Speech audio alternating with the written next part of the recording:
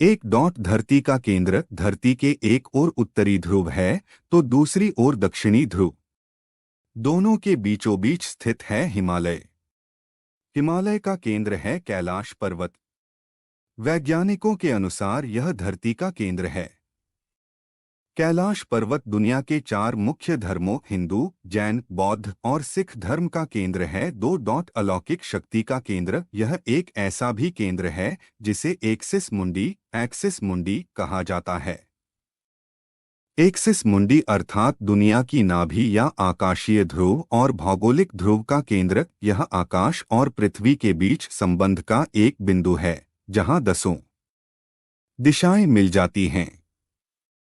Russia के वैज्ञानिकों के अनुसार एक्सिस मुंडी वह स्थान है जहां अलौकिक शक्ति का प्रवाह होता है और आप उन शक्तियों के साथ संपर्क कर सकते हैं।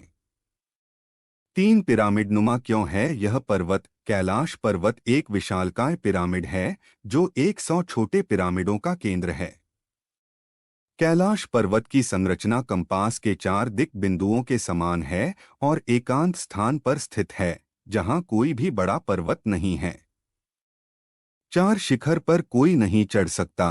कैलाश पर्वत पर चढ़ना निषिद्ध है, परंतु 11वीं सदी में एक तिब्बती बौद्ध योगी मिलारेपा ने इस पर चढ़ाई की थी। रशिया के वैज्ञानिकों की यह रिपोर्ट यूएन स्पेशियल मैगजीन के 2004 के जनवरी अंक में प्रकाशित हुई थी। हालांकि मिलारेपा ने इस बारे में कभी कुछ नहीं कहा, इसलिए यह भी एक रहस्य है। 5 रहस्यमयी सरोवरों का रहस्य। यहाँ 2 सरोवर मुख्य हैं। पहला, मानसरोवर जो दुनिया की शुद्ध पानी की उच्चतम झीलों में से एक है और जिसका आकार सूर्य के समान है। दूसरा, राक्षस नामक झील जो दुनिया की खारे पानी की उच्चतम झीलों में से एक है और जिसका आकार चंद्र के समान है। ये दोनों झीलें सौर और चंद्र बल को प्रदर्शित करती हैं जिसका संबंध सकारात्मक और नकारात्मक ऊर्जा से है। जब दक्षिण से देखते हैं तो एक स्वस्तिक चिन्ह वास्तव में देखा जा सकता है। यह अभी तक रहस्य है कि ये झीलें प्राकृतिक तौर पर निर्मित हुई या कि ऐसा इन्हें बनाया गया। 6 यहीं से क्यों सभी नदियों का उद्गम? इस पर्वत की कैलाश पर्वत की 4 दिशाओं से 4 नदियों का उद्गम हुआ है। ब्रह्मपुत्र, सिंधु, सतलज व करनाली। इन नदियों से ही गंगा, सरस्वती सहित चीन की अन्य नदियां भी निकली हैं।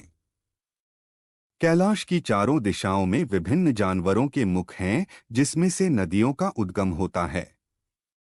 पूर्व में अश्वमुख है, पश्चिम में हाथी का मुख है, उत्तर में सिंह का मुख है, दक्षिण में मोर का मुख है। 7 सिर्फ पुण्यात्माएं ही निवास कर सकती हैं। यहाँ पुण्यात्माएं ही रह सकती हैं।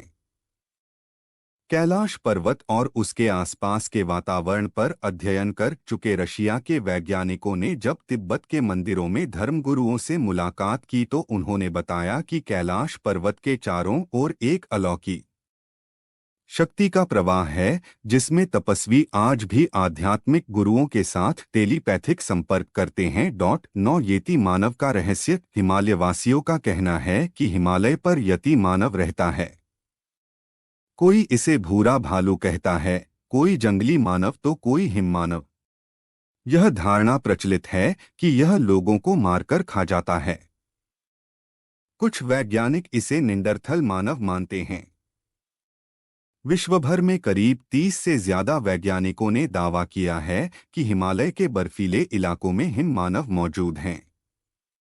10 कस्तूरी मृग का रहस्य। दुनिया का सबसे दुर्लभ मृग है कस्तूरी मृग। यह हिरण उत्तर पाकिस्तान, उत्तर भारत, चीन, तिब्बत, साइबेरिया, मंगोलिया में ही पाया जाता है। इस मृग की कस्तूरी बहुत ही सुगंधित और औषधीय गुणों से युक्त होती है जो उसके शरीर के पिछले हिस्से की ग्रंथि में एक पदार्थ के रूप में होती है। कस्तूरी मृग की कस्तूरी दुनिया में सबसे महंगे पशु उत्पादों में से एक है।